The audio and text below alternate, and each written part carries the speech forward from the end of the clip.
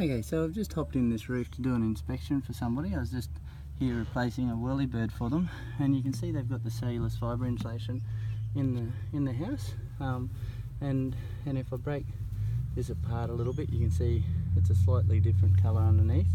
That's because it's just aged a bit, and so the top tends to change colour slightly as it ages, right? But this has got a little crust on the surface here from the condensation over the years.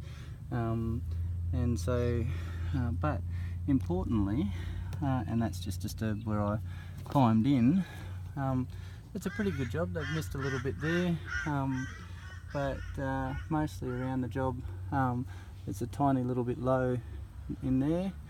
But and if I pan back around this way, they didn't put a or actually the bat's there, it's over there, so for the manhole.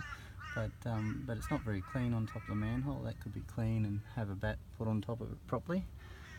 But the job itself's actually pretty good.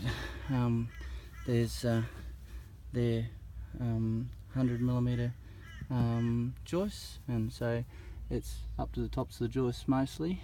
So, but more importantly, I don't see any rat's nests in it. I don't see any mice nests in it.